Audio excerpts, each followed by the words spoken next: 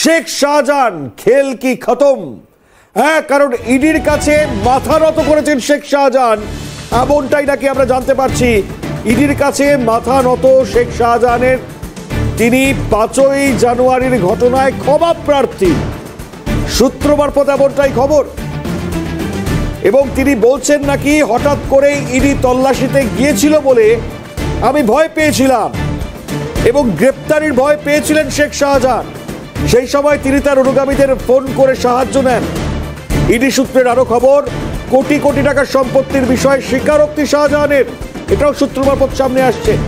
সম্পত্তির উৎস সম্পর্কে এবার জানতে চাইলে মুখে কুরুপ যদিও শেখ শাহজাহানের। অবশ্যই ধীরে ধীরে তো সব বেরোবেই, তবে তার আগে শাহজাহান সে মুখ খুলছে, মাথা নত করছে।